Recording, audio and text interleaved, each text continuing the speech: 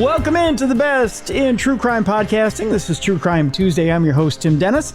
Got a good show in store for you today, folks. We're bringing back a favorite of the show. Author Alan Warren is with us today. And we're going to talk a little bit about San Francisco in the 70s. It is not what you think. You know, in the 60s, San Francisco was seen as a bastion of peace, love, and a little bit of, well, let's just say a demonstration against the war. That's at least what we thought it was. We thought it was a bastion of all things liberal. Turns out it was dangerous. It was dangerous for a lot of people in the 70s. And we're going to talk about that today and talk about a book that Alan has out there called Doodler Murders, Unsolved Murders in San Francisco. Alan Warren, in case you didn't know, is a best-selling author, the producer and lead host of the popular NBC radio show House of Mystery and Inside Writing, both heard on the 106.5 FM Los Angeles, 102.3 FM Riverside, 1050 AM Palm Springs, 540 AM KYAH Salt Lake City, 1150 AM KKNW Seattle, Tacoma, and Phoenix. I feel like I should be talking like this. And, you know, getting my radio voice back. His best-selling true crime books in Canada include Beyond Suspicion, the true story of Colonel Russell Williams, which will be featured on CNN's Lies, Crimes, and Videos Season 4, and Murder Time 6, the true story of the Wells Gray Park murders. In America, his bestsellers include The Killing Game, serial killer Rodney Alcala, which was featured on several television shows, such as Very Scary People with Donnie Wahlberg, Oxygen's Mark of a Killer, Reel's Killer Trophies, and soon to be included in a 4-part Sundance Channel documentary called Death's Date. His bestseller, Doomsday Cults, The Devil's Hostages, was featured on Vice's Dark Side of the 90s, which is a very good series if you haven't seen it yet. His latest series, Killer Queens, is a 6-part book series covering murders that affect the gay community. So far, it includes Book 1, Leopold and Loeb, Book 2, Butcher of Hanover, Fritz Harman, Book 3, Grinder Serial Killers, Stephen Porton, Book 4, Bruce MacArthur, Toronto Gay Killer. Let's welcome to True Crime Tuesday, Alan Warren. Alan, how you doing? Well, I'm good. I'm tired after that. I didn't realize I did so much. You are busy. You are a prolific author, my friend. Not only that, but a darn good radio host on top of it. So well, not as good as you. I mean, you sound, please. You sound like great. You've got that radio voice down. I've got a 14-year-old radio voice. So, you know, there's that to, you know, there's that to compete with. So I just got a podcast voice. No. You've got a deeper dulcet tone. I've got the tone of a 14-year-old that's just been whipped by his father. So, oh, wow. Yeah. And every once in a while it breaks up like I'm going through puberty. So I've yet to accomplish that deeper tone. I don't know whatever happened with me in life, but I don't know. Maybe I need more testosterone shots. I'm not quite sure.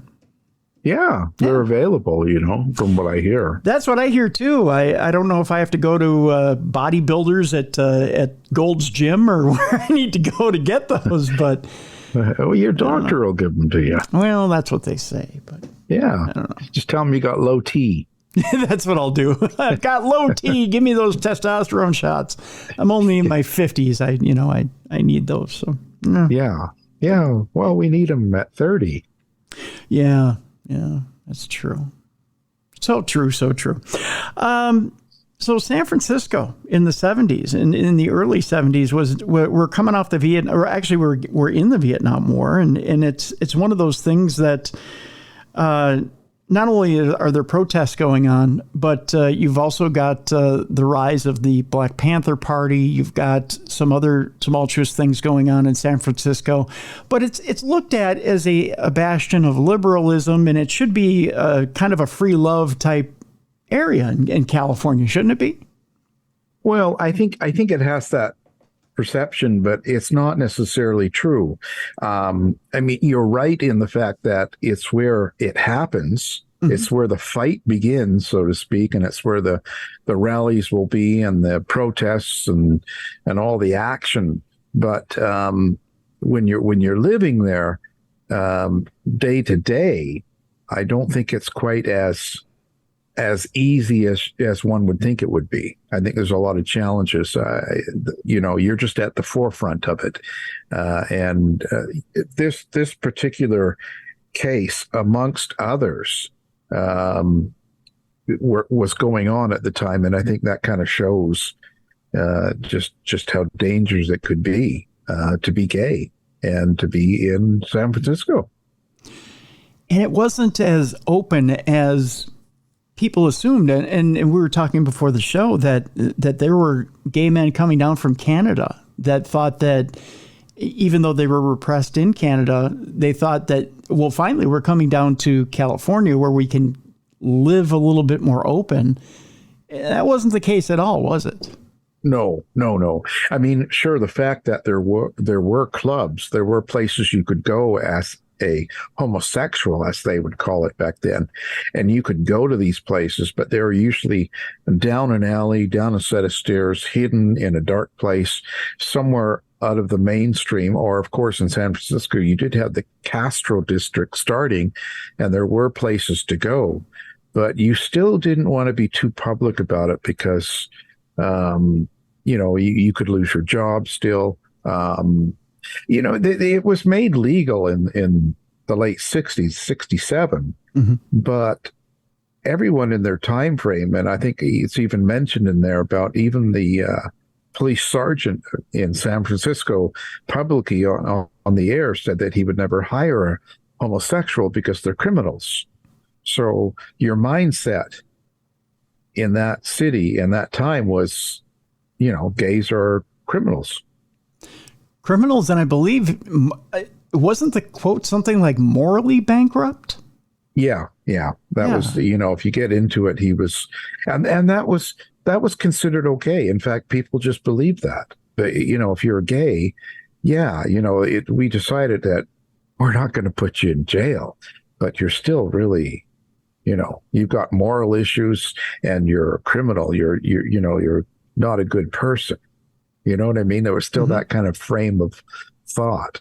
And so that didn't help with someone, like a killer like this Doodler killer, when he's out there starting to pursue gay men and kill them.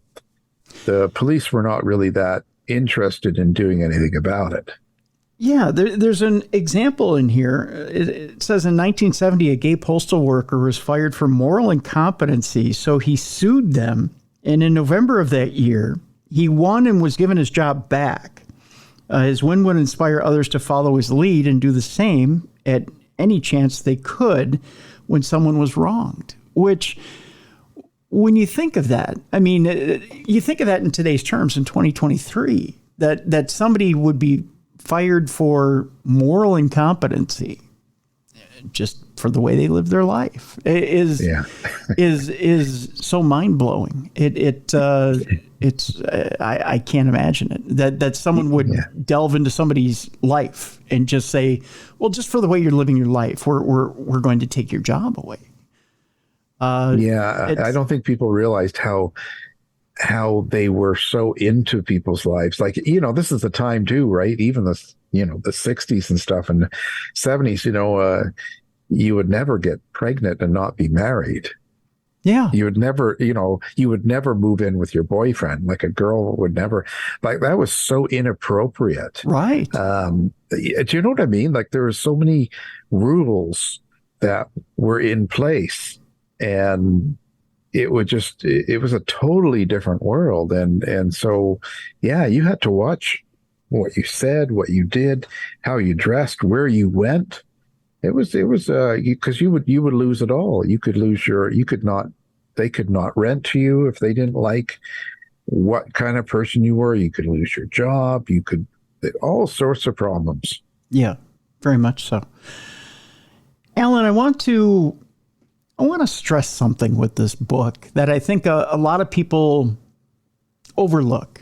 I don't tend to. I'm trying to think of how I want to put this. Oh, I know it's getting a little deep and a little controversial here, isn't it? When we talk about the Doodler murders, we talk about brutality from one human to another, and we talk about marginalized groups. You know, people who, let's just put it the way it is. People who oppress marginalized groups, people who say, well, and forgive me for saying this, but you have people who oppress marginalized groups who will use the excuse, well, you know, they were practicing a certain behavior. Well, they had it coming to them. You know, that's the excuse you'll hear people who oppress marginalized groups use. And right. It's a terrible, terrible way to throw things out there. The one thing that I find when I read this book is it's hard for someone to throw that excuse out there when you see, because the way you set up this book is you have the victims, each one of the victims of the Doodler Murders listed here, and you give their stories, each individual story. When you see the face of each victim and you hear their story, and you put a human face, and their circumstances and their story, and then the way that they were extinguished, for lack of a better term, and the brutality behind it, it's hard. It's very hard not to relate to them. It's very hard not to feel for them. And it's very hard to dismiss them.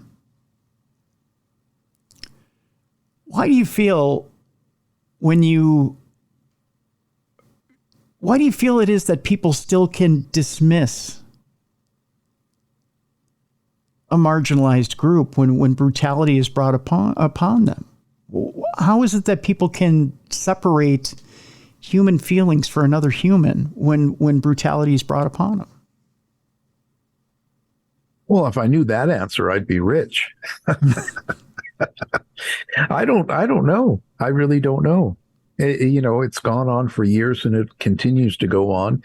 It's just done differently in different times, you know.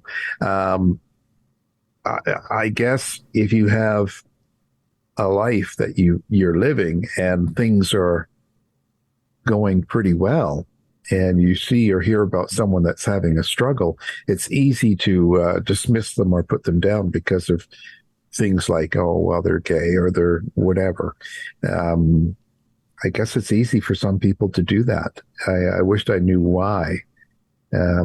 Just a lack of compassion, I guess, or not having to be in that situation yourself, where you're not faced with some sort of issue that, or an issue as your community or country would see it as.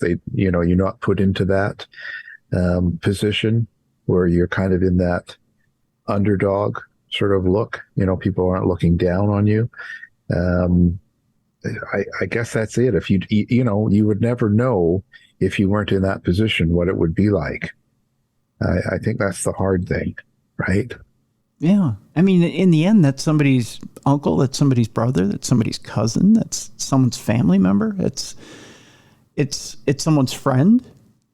It's somebody that somebody out there relates to, somebody loves, somebody cares about, somebody's foundation. And I think that it's so easy for someone to disconnect and not care. And it's real hard for someone to connect at times and say, you know what, I really should care. I really should do more. Yeah, but that's not really, I mean, because you look at even at today's world and you'll have, you have Pride Month, and then you have people that are anti-Pride. They're tired, what about strike Pride, and stuff like that. Or, there's always this, humans have a lot of emotions and feelings. And so there's that feeling of being left out or not feeling as important as. And so you take a group and you have Pride Month and you try to uplift a group that has more struggles and has had a tougher time of it. And you're going to have people that feel, well, what about me? In their mind. And I don't know. I wished I had an answer to all that, and we'd solve all the problems, wouldn't we? I guess so. But isn't it okay? So let me ask you this question now. Rather than ishing, I'm sorry, mixing up my words here. Rather than wishing ill will towards someone for something as simple as a pride flag or a pride display in a store, or using negative action or words, or going out of your way to do negative things, is it just as destructive to just somebody to just leave stuff alone and not want to hear about it and just wish somebody well and go your own way? I mean, is it really asking that much just to say, well, that's fine, have your celebration, I don't care, I'll just be over here? Is that so much to ask? No, it isn't. But the problem is we're not on all that same standing. We all don't have this equal, upbringing of where we're not. That sounds like more of a person that would be a little bit more secure in their own position as a human. You know what I mean? They're not, someone else doing well doesn't make them feel bad about themselves. And we have way too many people that'll feel bad about themselves when someone else is celebrated. And that goes on not just with gay, but with all sorts of reasons, all sorts of communities. And that's just a human, I don't know, frailty. It's sort of an issue that humans have in general, because not everyone has a good life, I guess, or they don't necessarily feel good about themselves. Usually when someone lashes out at someone else, it's really more about how bad they feel about themselves. Yeah. They're not necessarily doing it because they hate someone for who they are. It's more about their own issue, I think. So, there's that to deal with as well. Yeah, I guess I don't. I myself, I don't ever feel that way towards anybody. I don't get towards anybody. I don't care who they are. I don't get where the rage comes from. Well, yeah, but maybe you're more secure in who you are then as a person. It doesn't matter if Joe down the road is gay, and they have a Pride Week or festival. That doesn't make any difference to you, because you are who you are and you're fine. Yeah, but not everyone is that way. Right. So, right. And there's also people that don't like differences. And then there's, of course, that religious aspect to some that will say that you're doing something wrong. And so they think you should stop. You're making the world a bad place. So there's that too. Right. So there's all sorts of feelings and emotions and beliefs going on in the human race to make everyone happy. So just you and I have to live together, and that's it. Yeah. I once asked a friend of mine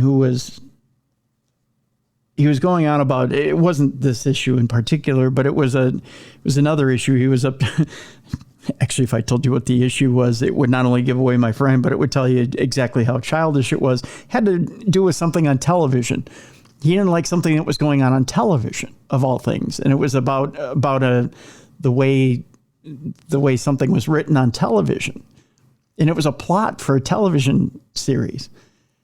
And I said, "Does that really affect how your life is going? I mean, if you didn't watch this TV show at all, would that really affect your life? I mean, think about this for a second.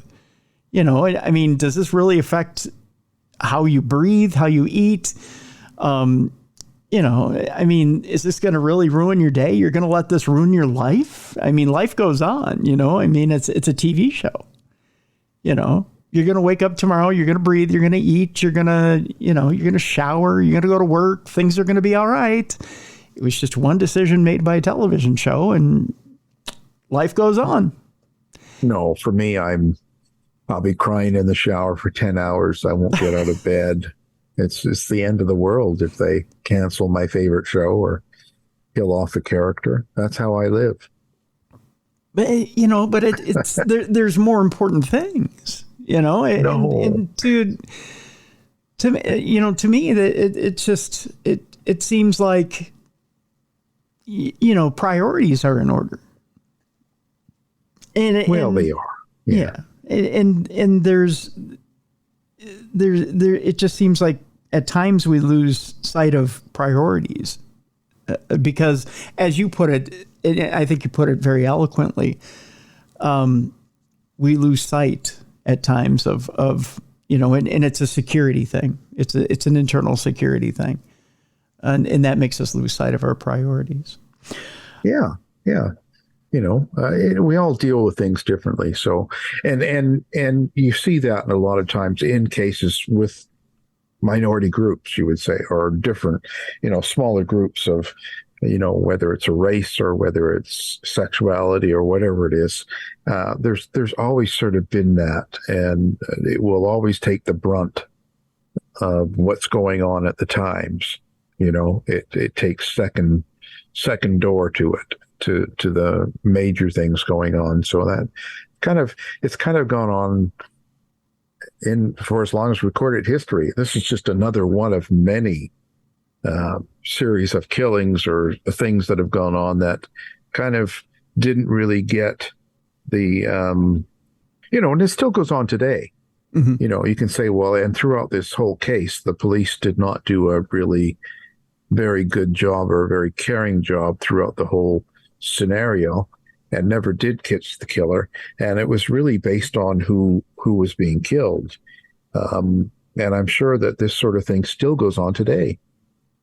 Very much so. Tell you what, we'll take a break here, Alan. When we come back, we'll tell you more about the Doodler killer, how he got that name. We'll also talk to you about a little bit of the internal strife that was going on in San Francisco with the police department, about a little bit of a race war that went on within San Francisco, who was in that race war and why it happened, and even the strife within the police department, the race war that went on within San Francisco, and some highway killers that were basically operating within San Francisco.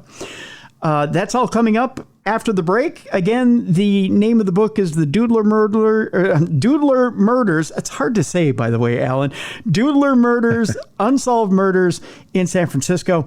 We have a link to the book in this description of this show. Doodler Murders, Killer Crime Series, Volume 8, Unsolved Murders in San Francisco. Alan Warren is our guest and the author of that book. Again, the link in the description of this show. When we come back, more with Alan Warren on the best in true crime podcasting. This is True Crime Tuesday. Welcome back to the best in true crime podcasting. This is True Crime Tuesday. I'm your host, Tim Dennis. Our guest is author Alan Warren. The book is The Doodler Murders, Killer Crime Series, Volume 8, Unsolved Murders in San Francisco. Before the break, we were talking about the actual, I'm going to try not to screw this up, Doodler Murderer. See, I got the words out. It's a tongue twister, Alan. Doodler say Murderer. That 10 times. That's right. Doodler Murderer, Doodler Murderer, Doodler Murderer. It's hard to say, but the more you say it, it's the easier it gets. Tell me, Alan, how did this killer get his operandus? How would you say it? Operandus. What is his name? Yeah, his name. How did he get his handle? Well, because the general name came because he would sit in a bar or wherever it was that he was observing one of his upcoming victims or someone that he was, interested in killing for whatever reason, because we don't really know. But he would sit there and watch them, and he would draw a picture of them. He would doodle out the picture just with a pen or a pencil or whatever he had, and it could be on a napkin or it could be on a piece of paper or a menu, placemat in the restaurant or bar or whatever it was. He would draw their picture and hand draw it, and a lot of times he would even give it to them.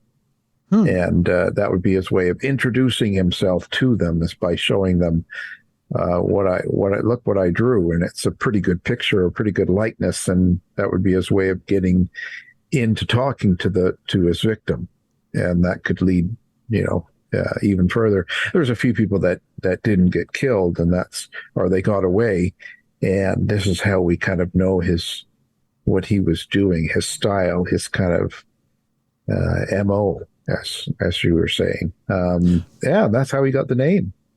Interesting. And not only that, but as you mentioned, he got away from a few, and so there was a bit of a description that was given about him. Now, and there was a bit, I know this, again, for those of you in the audience who are a bit sensitive, there was this description that was given to him, and he's an African-American gentleman, correct? Right. Okay. Yeah. So there was another nickname that was given for him at the time that wasn't necessarily culturally sensitive. He was known as the Black Doodler. Yes. Okay. Was the initial name that the papers in the city were sort of using for him, because he was like you said, African-American man, and he was a doodler, a drawer, and that was just sort of a term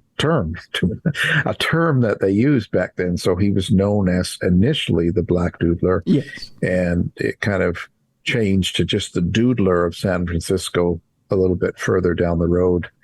I think that was mainly because of the zebra murders that the attention kind of went away from calling him the Black Doodler, but I can't say for sure. Now, you mentioned the zebra murders. The zebra murders are an interesting span of murders that go over many years and involve a few different killers. And the zebra murders are very interesting in that it involves the Nation of Islam, correct? Yeah, a variation of it, I will say, because it was a variation, I would say, of it, because they had different ideas, and they actually had their death angel meetings, and their intention was to go out and to kill white men, and they ended up doing a lot of killing of white men and women. And so it kind of was definitely a splinter off. It wasn't a typical Muslim group. Now, they had kind of it was a disturbing type of point system, right? Where you get so many points for a man, so many points for a woman, so many points for a child, correct? Right. And that's how you moved up. That's how you moved up in the group itself, or became a more important member, I guess you would say. You'd become just higher up in the group. So you wanted to make points, and to achieve certain. Yeah, it was like a video game almost. It sounds pretty awful, but their idea was the white devils, and there was variations of white devils, from a man to a child, of course, and a woman, and they're all valued at different things. And you wanted to get what they would call wings, and that would be for achieving a certain amount of death points, you might say. And so you might, for instance, a death angel, you'd want to kill 4 white children, or 5 white women, 9 white men. Like it was kind of a weird system. I go over it in the book. Yeah. And that would be how you move up. And this was causing a huge disturbance in the city, of course, in the 70s, more so than what the Doodler was doing. It kind of took the attention from the police. I'm curious as to whether, in the Nation of Islam, you had the Honorable Elijah Muhammad, who was the head of the Nation of Islam, who's based in the city of Chicago. And I'm wondering if he was aware of exactly what was going on with the splinter group out west, and if it was sanctioned at all, if he knew about it, or kind of swept it under the rug. Are you aware of anything like that? Well, he would often speak to the group. I think this is kind of one of the things with him, because I think a lot of people didn't understand him, and they didn't know, and because he would still be open to groups like this Okay. within his religion, that of course people believed, yeah, you knew and you're behind it, and they ascribed a lot of different things towards him. I don't think we really know. I don't know how we could know unless we had witnesses come forward, and that never really happened. Mm-hmm. There's opinions. There's certainly a lot of opinions, and he certainly didn't stop the group. We can say that. Right. Because there was a split point, obviously, between him and Malcolm X. And Right. there were a lot of different issues that they disagreed on. By all means, Malcolm X was not nonviolent. He did believe in violence, and he believed in violence when violence is perpetrated against you. But I've got to think that there was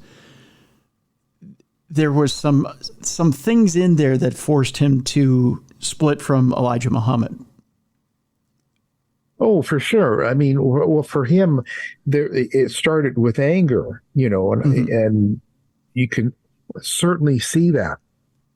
And I think as time went by, he sort of started changing his attitudes. Mm-hmm. Malcolm sort of started coming around to the idea that more like King did, whereas we can't resolve this by murder and violence. Right. We can only resolve this from coming together. So his beliefs sort of changed. And that's sort of, I think, is the big difference in why there was a split between them. Because that was not going to be the way, a black Muslim group was going to operate. The black Muslim group really believed in, the white devil, that they're off. They really believed that you are a white devil. You're just awful. You must be killed. You're a bad creature. You need to be killed type thing. They had a lot of variations. And I think X was kind of going on the idea of, no, this is the wrong way about it. Killing just begets more killing, and it's not really solving the issue. We can't kill each other off. And so I think he started growing as a person and understanding that there's got to be a better way out of this. And so hence the separation there. Yeah. And I wonder, again, only speculation. There's nothing concrete to this, but I wonder if Malcolm X ever found out about any connection between Elijah Muhammad and this group out in San Francisco, and thought maybe, this is a little too convenient, a little too close, and maybe this is just the start of something with Elijah Muhammad, and maybe he wants to grow similar groups throughout the nation, and maybe this is the beginning of a race war, and he decides at this point, I'm splitting off. And at this point, you have to remember too that Malcolm decides he's going to Mecca, and he's going to try to pursue more of a traditional form of Islam and the Muslim religion. So Well, I think it makes more sense. I think if you grow spiritually as a person, you start to get more into trying to understand your enemy, so to speak, or the differences in the places we come from, and try to make it so that our children have a better place to go to. And I think that's kind of the whole idea. And either you take on that and you grow into that idea, or you go the other way, and it's about violence and forcing your way and killing and stuff. And I really can't say, none of us can at what was known by who, or if anything was directed. But at this point, but there is one thing we can say, is that he certainly didn't interfere with what they were doing. Like he wasn't trying to stop it. True. Very true. So, and I think as a leader or a person that represents a certain group, the onus is almost on you to at least speak out against it. Otherwise, in a way, you condone it by not speaking out. And I think that's something we've seen even of recent times with other leaders and people, that it's almost like saying, well, you know, it's not saying anything or just kind of ignoring it or saying, oh, it's okay. Or, there's good people, the old saying. And it's like, well, no, you have to call out someone if you don't agree with them, especially if you are in charge. Yeah. Yeah. Very true. There was also some panic among the residents of Southern California. There's a group out there known as the Freeway Killers or the Trash Bag Killers. One of those, and these guys are just violent. I mean, as if the other two weren't. Patrick Wayne Kearney being one of them, but these guys, the amount of violence of these freeway killers or these trash bag killers is just a whole nother level. Alan, explain what these guys are doing. Yeah, Patrick Wayne Kearney and some of but when you you had these killers, like, and you could do a book on each one of these guys on their own. Mm-hmm. Like, there's so much to it. And they were actually going out and picking up their victims, usually a gay man or a hitchhiker, might not have been gay, but a man, and shoot, kill them, sexually assault them, and quite often, like with Kearney, sexually assaulting their dead body, and then sometimes dismembering them with a hacksaw, putting them into heavy-duty trash bags, and leave them on the highway, on the side of the highway, or in a landfill, or a canyon, or off-road somewhere. Like, this is like incredible. Like, this was going on, and a lot. And he wasn't the only one, like you mentioned. And there's tons of victims that are even unknown. Like, I could just list them, and I can't even think what. There was 25 of Kearney, and then William Bonin. I think he had 21. It's just amazing how many. If you think about how many people were being killed, and then I think 8 with the Doodler murders. There was a lot of gay men being murdered. Yeah. In this time. Yeah. There's William Bonin. There's one in particular that absolutely, I shudder when I think about it. There's actually a couple here. I want to read them to our audience real quick. Ronald Craig Gatlin disappears on March 14th, 1980, found on March 15th, 1980 in Los Angeles County, sodomized with an ice pick and fatally strangled. When you think about ways to die that you'd never, ever, ever want to choose, sodomized with an ice pick has got to be right up there. Yeah, exactly. Yeah. I mean, this was in a way torture, Yes. Yeah. I look at that, even the other, Glenn Barker, and yes, that was the next with a lit Yep. cigarette, and then it's just crazy. It's insane. Yep, that was the next one. Glenn Norman Barker disappeared on March 21st, 1980, found on March 23rd, 1980 in Los Angeles County. He was raped, beaten, assaulted with an ice pick, burned with a lit cigarette, as Alan just said, and fatally strangled. Yeah. And I want to bring up the point that with Bonin, these people like that Barker was only 14 years old. Yeah.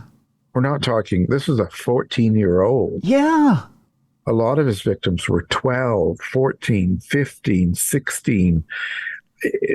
I can't tell you how many. I think I've listed again with him, the 21 victims. I think they were all pretty much 19 and under. If you had anybody older than that, I can't remember one. Yeah, Ronald Gatlin, who we mentioned before, was 18. It's just awful. They were so young.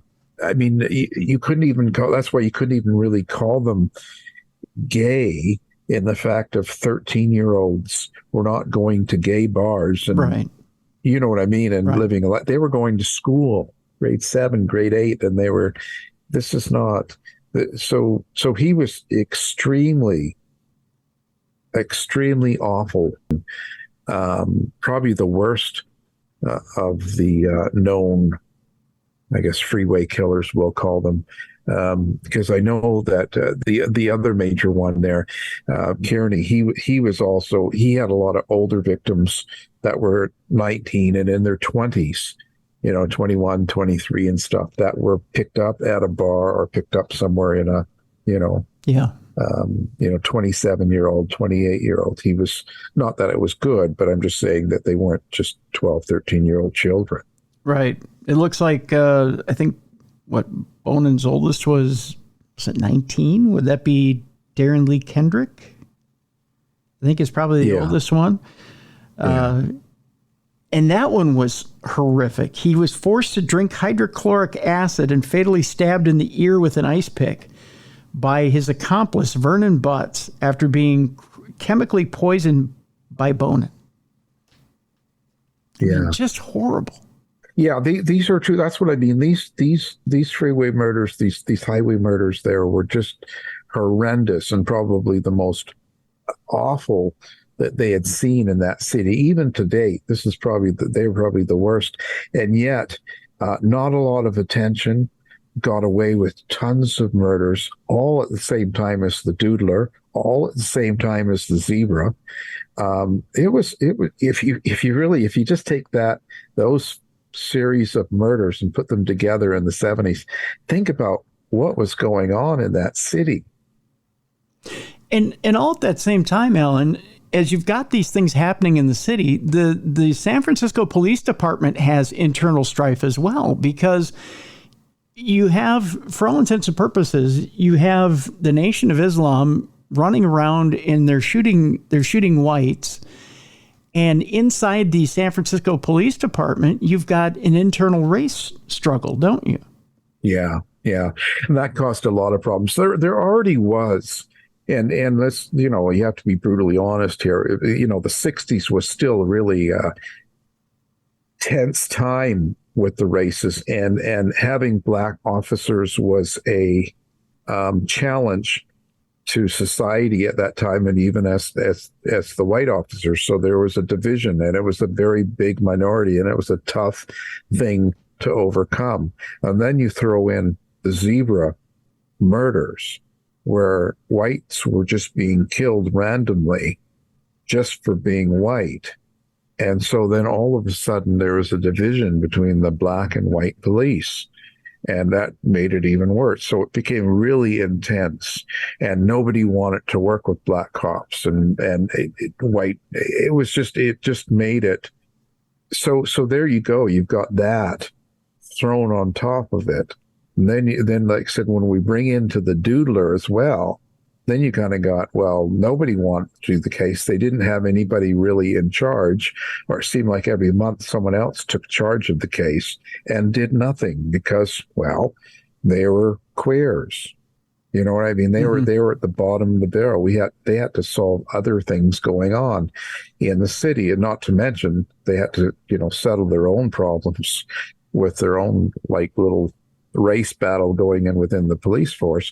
And again, when you look at the people in charge of the police force in San Francisco kind of going, well, gays are morally bankrupt and criminals. It's not really a priority for you to try and figure out what's going on and who's offering them. It was more of an attitude of, we'll get to it when we can. Yeah. Yep. And then on the very fringe of all this, you've got the Symbionese Liberation Organization. Right. And you have the Black Panther Party. Right. Which are concerns, and they're there, but mind you, they're not the focus. But they're there. Right. Well, with the Black Panther Party, it was more of a political problem then, you see. So that in itself had issues, because then, your chief of police, and then with all of your political parties were looking at this, and were concerned about it. They felt threatened by it, and they were scared to act they were scared of a response. And so it was a different type of threat, but it still affected the policing. It still affected the city. And then the Liberation Army, and then Patty Hearst, of the Hearst newspapers and the cop, and that was a big conservative family, and so there was so on every level you had these battles going on, and I think it was probably a really intense time to be living in San Francisco. Absolutely. Absolutely.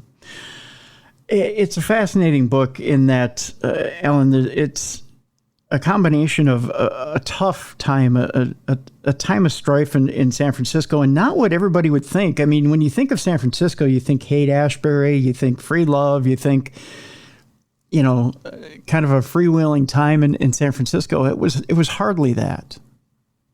Oh, it was incredible. And then you had the drugs thrown in on top of it, because when you mentioned Haight-Ashbury and that whole timing, and San Francisco, a lot of young people were, not real thrilled with society, and they were going to San Francisco looking for a place to be, and they were young, and you could do drugs and hang out, and it looked like a great place, and in that essence it was.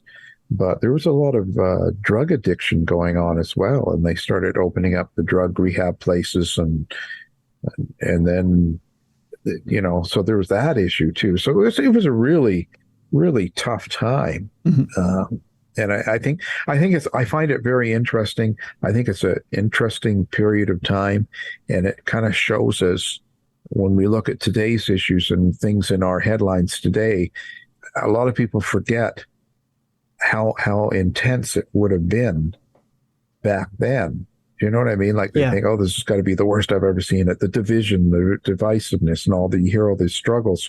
And yeah, they're there. There's challenges. There's a lot of the same problems we've got going on now. But it wasn't roses back then. This was not a good time.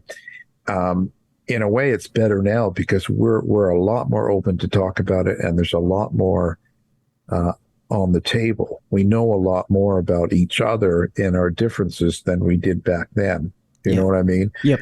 More realistically. So I think we have a better opportunity now, but I couldn't imagine living in San Francisco at those times, other than it would have been a real pretty city to live in. Yeah, very true. With the intense media scrutiny you have now, I think the microscope, living under that microscope at that time, would have been intense. I think there would have been so much more attention put on each individual murder, and each individual action. So I think a lot of what happened wouldn't have been swept under the rug. I can't see that the Doodler Murderer would have continued on as long as it did. I think the police would have been forced into action a lot sooner. Well, I think it would have been a better, today would have been a better situation, and there would have been police on the side of the, of the victims. It would have been more, I think they would have had a better attitude toward what was going on. You see, back then, the attitude, like I said, and there's a really fine line, and you really have to think about this when it's 1967 and you've been a cop for 20 years, and your whole life you've been doing nothing but arresting homosexuals because they're deviants, they're criminals, they're bad people, they're morally bankrupt. Like, you have all these, and you've been told that your whole life. You've been arresting them your whole life. Raids on gay places, and that's all that's been around. And then 1967, your Senate Congress decides, well, it's now legal. You can't arrest gays anymore. They're allowed to be. You don't change your heart in that instant just because the Senate passed that law. Right. Yeah. It takes time. Yeah. I'm not saying that's right, but it just takes time for people to come around, and quite often it's generational. Yeah. So this is something so just because it became legal in 67, nobody was jumping on these cases, because to them it was still, well, they're bad people. Yeah. And top it off, then they've got these race issues and all these other killings going on, and stresses and political problems. Patty Hearst, coming from a rich conservative family in a newspaper, is going to be way more priority than someone that performs in drag in some seedy bar in a bad part of town. Do you know what I mean? True, even though one of those persons that performed in that bar was one of the most popular people in town. Right. Yeah. I mean, it was a high profile person. Yeah, I know. Yeah. It was just the situation. I think that's kind of the whole point of the book, to be honest, to me, was just pointing out the scenario, kind of trying to describe the feeling of what it was like to be in San Francisco and then all of these things going on, and yet still the victims turning up over and over and over again, and kind of what the responses were or what they lacked, you know? Yeah. Yeah. Well, I tell you, Alan, it's a fascinating book, and I encourage people to go get it, even to put yourself right there in the middle of San Francisco in that time period, and relive some of that turmoil that was there in San Francisco, especially if you're a true crime fanatic. It's again, the Doodler Murders, Killer Crime Series, Volume 8, Unsolved Murders in San Francisco. Alan Warren is our guest and the author of that book. We have a link in the description of this program. Alan, I want to thank you so much for being with us today. Well, thank you. All right, folks, it's time for us to lighten it up a bit. We're going to bring in our special guest, Mally Fox, and it's time now for Dumb Crimes and Stupid Criminals. It's Crayon News story time. What happened with this dude, Christ Bearer? I heard he cut his penis off and then jumped off a balcony. Suspect pulls gun from butt, shoots twice at Denver police. What is your emergency? I need help. And what's the problem? I'm too high. You're too high? Yeah. It's that time you've all been looking forward to. It's time now for Dumb Crimes and Stupid Criminals, and for that we need a co-host. Or is it a co-hostess? That's right. The Beer City Bruiser is out getting a new hip, and so we replace him and his hip with the co-hostess with the mostest. We have Mally Fox. Hi, Mally. Hello. Hello. How are you doing, my darling? I'm great. How are you? Good, good. Let's catch up with you quickly before we jump into Dumb Crimes, Stupid Criminals. How's life there in the Mitt state? In other words, Exactly. You know it. You're holding up your hand. that's right. I'm holding up my hand. So Exactly. You got to do 5 fingers and then the thumb, and then you point right I'm there. by the thumb. Yeah, you're by the thumb, right? Well, yeah, Yeah. but a little lower and over. A little lower and over, so it'd be Yeah, right because about. Canada's like 3 blocks from my house. Because Really? I'm 3 blocks from Detroit River. You know, you and Bruiser have something in common. What's that? Did you know that? You're both not partial to Canada. Listen, I didn't like Canada because of a certain female that came from Canada. I'm over it. I've matured. It just took, 15 years? But I'm good. Yeah. And Bruiser doesn't like Canadian beer or Timmy Hortons. Hey, don't knock Timmy Hortons. I know, right? That stuff's I good. know. Oh, I love their stuff. Mm-hmm. Little Timbits. Yep, Timbits and coffee is so good. And I'm trying to change his mind, but he's just over it. Yeah. No, I like it better than Starbucks. Starbucks tastes like it's burnt. Right? Mm-hmm. I know. Starbucks. But I do love my Caribou, though. Yes, Caribou's very good. But we don't really have it here except for the airport. Really? Yeah. Supposedly they're going to be opening up some stores. They should. Yeah, they could I make. know. They could make a killing. Yeah. Yeah. Do you have? You don't have Dunn Brothers here, do you? No. Dumb Brothers is good, too. Yeah, they're very good as well. Yeah. We just have the little, boutique coffee shops. Yes. Yeah. But I would think they would do pretty well as well. Yeah, they do. Yeah. I like to support the local people. Yes, indeed. Support the local people. That's for sure. No matter what state you're in, support the local people. Exactly. That's for sure. Boy, oh boy, do we have a show today, Mally. We have got Florida all over the place today in Dumb Crimes. When is it not all over the place? Today especially, though. Today especially. We're gonna tell you why pretty people are always the ones to be the most dangerous. That's gonna happen in today's show. That's right. Janitors are annoyed and they're shutting off your freezers. We'll talk about that. And of course, there's a not safe for work story that's going to end our program. We'll tell you why pretty pink dildos at Target are a thing. Oh, Yeah. I don't know. That's how we're going to end today's show. But first, I should say, is that all we have to update your life with, or do you have something exciting to tell us? Nope, just enjoying the summer. Oh, good. So good. yeah, I've been seeing family and hanging out and just enjoying it. Good. That's good to hear. Let's start it out with being drunk and disorderly in Florida, because that seems to be the thing to do this summer. Mm-hmm. Yes, indeed. A drunk and disorderly Florida man was busted while drinking, of course, Mally, Florida man beer. Okay, what's Florida man beer? Oh, you've never had the Florida man beer? No, I have not. I think I'm afraid. I think I have one back here on my here. Right here. Florida man beer. Oh.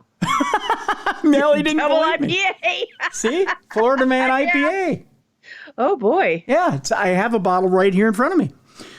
Cigar City Brewing Florida Man Double IPA Crazy Hoppy is what it says. I thought he had two black eyes when you showed me the bottle at first, and then I realized it was sunglasses. Yeah, that's his sunglasses right there. But yeah, he's actually holding up the Florida Man Double IPA like it's it's the slate for when he's being arrested. I believe it's the same brewing company that he was drinking. It's a big bottle, though. Mm-hmm. Yeah, Cigar City Brewing in Tampa, Florida. I believe it's the same company. But yeah, this was sent to me by a listener. So that's cool. There you go, Florida Man Brewing. Told you I had one. I also have the Florida Man comic book. Oh. Yeah, I'm all about it. You got to be about it, Mally, not just talk about it. You got to be about it. Gotcha. Yeah. Turns out that an inebriated Florida man was drinking a can of Florida Man beer, not the bottle. The bottle is much better. When arrested Tuesday night for disorderly intoxication, according to police, 39-year-old Seth Thomas allegedly was yelling at traffic when walking in the roadway in front of traffic and refusing to stop when he was collared by sheriff's deputies on a street in Seminole, which is a city in the Tampa Bay area. See, that's where you get your Florida Man beer, Mally, is in Tampa. Gotcha. Yeah. Thomas, cops say, was drinking from a can of Florida Man at the time of the arrest. The beer produced by the Tampa-based Cigar City Brewing, right? Yep. Is a double India Pale Ale that is brewed with a nearly criminal amount of hops and a moderate bitterness that just about matches Florida Man's general disposition. I hope that company's doing well. I hope so too. I would hope so. The bottle is more, let's say, festive than the actual can. I can show you what the can looks like. The can is just kind of nah. Yeah, it's not very festive. Thomas was arrested for disorderly intoxication, which is a misdemeanor, and booked into the Pinellas County Jail. He was released from custody and posted $100 bond. That was it. That's it? $100? Yeah, that's it. Dang. Yeah. Thomas's rap sheet includes recent convictions for obstructing police, trespassing, possession of open alcohol, and disorderly intoxication. Here, Mally, I know it doesn't help our audience, but it'll help you. Here's what the can looks like. The can is much different than the bottle. Oh, yeah. Yeah. The can, just to give our audience an idea, is just kind of like a bluish, it almost looks like a Hawaiian floral pattern. Yeah. Yeah. It's like the color of like a swimming pool. Yeah, kind of like the bottom of a swimming pool. That's and it's not very festive. It doesn't remind me of Florida at all. Yeah. You should make koozies. Right? Florida Man koozies. That would be that would make sure they don't have that trademarked and just do the koozies. Right. Yeah. I think there's potential money to be made there. Yep. I think you're onto something there, Mal.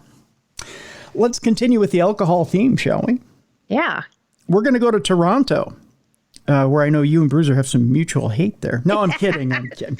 No, I'm kidding. It turns out that it's not just regular people that can get in trouble with the law when it comes to alcohol. It turns out the police can too. Oh. Yeah. LCBO tracking device helped police locate stolen whiskey at a cop's home. Yep. It turns out that delicious, delicious whiskey can tempt the police to steal it as well. Yeah. Shame on them. I know. 2 Toronto police officers are accused of stealing whiskey, or whiskey, as I used to say it when I was little. Whiskey. I don't know why I was little and saying whiskey. Probably because my... I don't know a lot of little kids that even say whiskey. Like, that should be in their vocabulary. I think But then we're Gen X, so... Yeah. I think half of us have those baby pictures with us drinking a Budweiser out of a can. I think my great-grandpa was probably knocking it back, and I was probably pouring it for him. I'm pretty sure is what was happening, yeah. It's a rite of passage. Yeah. Hey, pour another one for great-grandpa, and I was over there. You want more whiskey, Grandpa? Yep. So Did he make you go get his cigarettes, too, from the local store? Oh, I just unroll him out of his sleeve. I just take him, pound him on the table for him, and then I'd take one out for him, and I'd light it for him. I was a talented kid.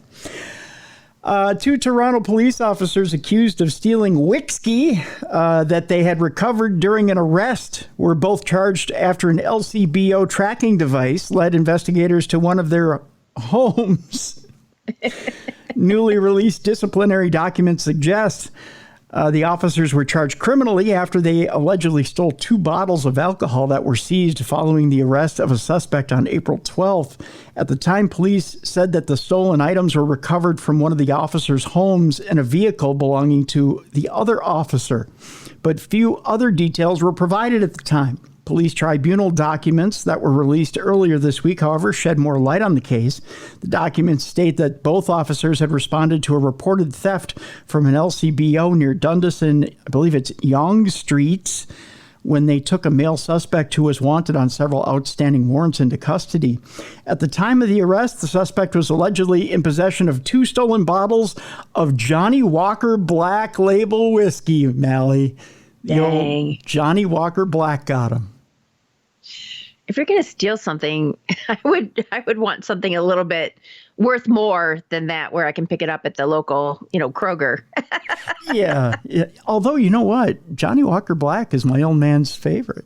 Oh, is it? Yeah. I actually have sat and watched him drink it like soda. Okay. He'll pour it over ice and he'll just down it. Mm-hmm. That's dangerous. Yeah. It's like, now that you think about it. Yeah, that's not healthy. But yeah, he'll sit and play 500, and it's weird because it doesn't faze him. Okay. He's got a very high tolerance. Mm-hmm. So he'll sit and play 500, and he'll school you while you're playing cards, and he'll be drinking Johnny Walker Black like it's soda pop. And never once will you think, gee, the old man's lit, and until he goes to stand up and go to bed. Yeah. And then he's woo. But the entire time he's smiling, playing cards and schooling you. You're losing every hand. Right. It's amazing. I've never seen anything like it in my life. That's talent. That is talent. Those bottles of Johnny Walker Black were never submitted to the 51 Division property locker system, according to the documents. And why would they? I mean, you paraded the arrested male in relation to the holdup squad case and never disclosed that there was a seizure of alcohol during the arrest of the male. The allegations contained in the notice of hearing for Constable Brian James state. You and PC Thomas Victor were later observed on CCTV leaving the station in uniform, each carrying a box of the Johnny Walker liquor. You walked through the station parking lot to the area of your personal cars. Unbeknownst to you, the box in your possession contained an LCBO tracking device. Oh, they were sneaky. Mm-hmm. Yeah. The documents say that Ontario Provincial Police in Bracebridge were contacted by LCBO investigators on April 23rd who advised them that they had located the tracking device. At that time, the OPP, which doesn't stand for what you think it does, you know me, identified that address as belonging to James. On April 26th, investigators executed a criminal code search warrant on your personal vehicle, this is a quote from them, and located 1 bottle of the stolen liquor, which is more than enough to lock you up. Upon arrival at 51 Division, you were observed to be discarding a piece of paper towel with an unknown object wrapped inside. I'm guessing that's the bottle of liquor. PRS investigators retrieved the item, which is believed to be the LCBO tracking device. Oh, they just tried to get rid of the tracking device, but not the liqueur. So there you go. They were both charged with possession of property obtained by crime under $5,000 and breach of trust and theft under $5,000. Naughty, shame on you cops for wanting your Johnny Walker Black. That's all we got to say about that. But there's more Canadian crime going on here, Mally. Okay. We go actually to Wellington, New Zealand, where their delicious maple syrup is being used to hide meth. That's different. Normally, when I have maple syrup and pancakes, I want a nice nap. But if you put meth in it, I'm going to want to run around the house 10 times. That's all I'm thinking of. Have you ever felt like running around the house after having pancakes and syrup? No, I usually need a nap. Yeah, naps are in order. A drug syndicate hid meth and Canadian maple syrup, canola oil that was bound for New Zealand. Crikey. A drug syndicate that tried to smuggle tons of methamphetamine from Canada to Australia and New Zealand by hiding it in shipments of maple syrup and canola oil has had its ruse busted, according to authorities. Authorities from the three nations say they worked together for more than 5 months to unravel the elaborate scheme that was worth billions of dollars. Authorities in New Zealand and Australia say they've made a dozen arrests and expect more to come. Well, Canadian authorities said they're still investigating the case and aren't yet providing all of the details. Australian police say they intercepted 4 separate hulls of meth. Get this, Mally, weighing more than 6 tons. Holy cow. It's a lot of meth. Yeah, just a tiny bit. That's a lot of pancakes. Just saying, if you had to pour all that syrup on something. And filed charges against 6 men.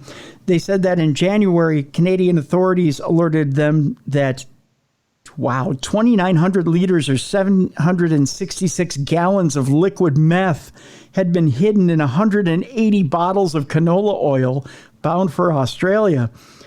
They said Canadian authorities swapped out the meth for harmless substance and allowed the shipment to continue. Australian police said that 2 men then moved what they believed were the drugs to storage locations around the city of Melbourne. 2 more shipments came in May and in June, and the syndicate was also linked to December shipments, Australian police said. In New Zealand, police said the syndicate tried to hide more than 3/4 of a ton of meth in a shipment of maple syrup, the largest such shipment that has been intercepted in New Zealand's border.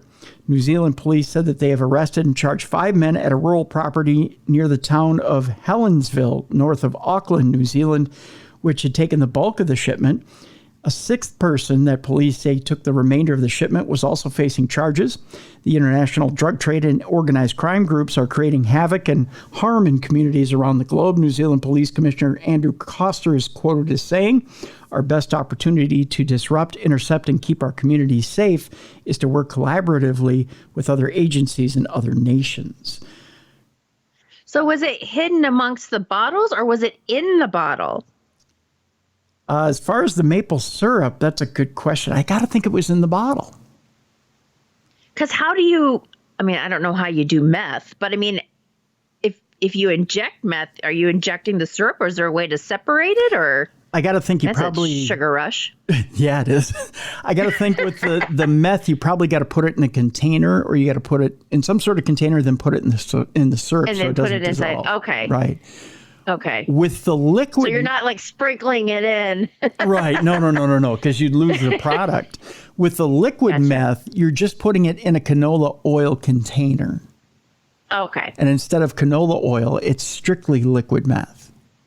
Gotcha. I didn't know if they were like mixing it, and then I was trying to figure out how you separate it. And then Oh, no. Oh, God, no. Oh, jeez.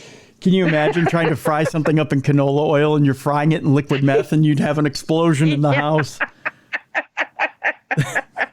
That would be a really, really bad end to everything. Yeah, everyone's thinking you're cooking meth. You're like, no, I'm trying to fry some eggs. I just want a really good fried egg. Yeah. Not a high. You're on the news. You're like, I swear to God. I'm not cooking meth. We did have a house explosion in Coon Rapids here this past week. Oh, really? But it had Ooh, nothing to that's do with scary. meth. At first, I thought it sounded like a meth explosion because Okay. the way the house exploded, it looked like it was just the roof of the house that went. And you know how when someone's cooking meth, it's like the roof of the house just explodes out, and like the front of the house will explode out. You know, Okay.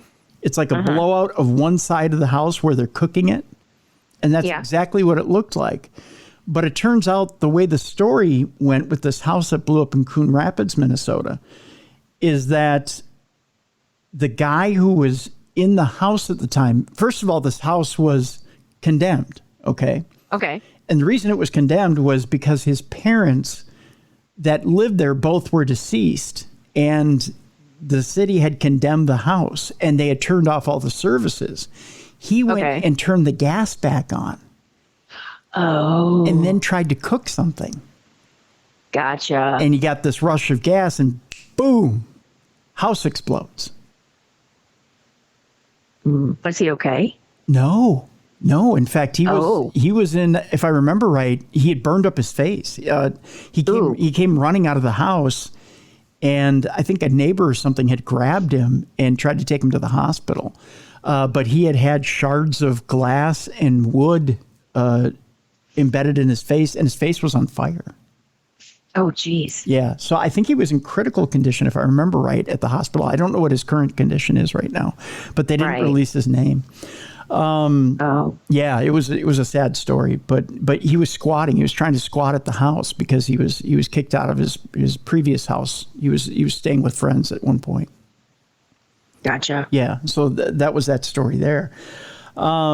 But yeah, it was just a bizarre story. But the explosion was so big, we felt it in neighboring towns. Really? Yes. Okay. They felt it in Blaine. They felt it in Andover. That's how big this explosion was in this house. Wow. Yeah, pretty. Neighbors are probably lucky that their houses weren't taken along with the explosion. Well, there were a couple of houses that were. There were a couple of houses where the foundation was rocked and they were ruined. Okay. Yeah. So, yeah, it was interesting. Interesting story. This next story is pretty interesting on its own, Mally. A woman was accused of trying to avoid arrest by hiding on a Disneyland ride. This story brought to us by Margot. Thanks, Margot, for sending this in. We go to Anaheim, California, where a woman is accused of sneaking into Disneyland and attempting to evade police by hiding on an attraction this past week. Now, of all the places you could hide, Mally, is a ride at Disneyland one of the ones that appeals to you? No, especially if it's that Small World After All. Oh, yeah. Ride. I'd be like, just arrest me now. And then if you think about it, really, it's like 5 to 7 minutes, and then you're off the ride, and then you got to like wait in line for half an hour. Unless you have a fast pass. And then you might get through in about 5 to 10 minutes. But even so, police officers are going to find you, you would think, right?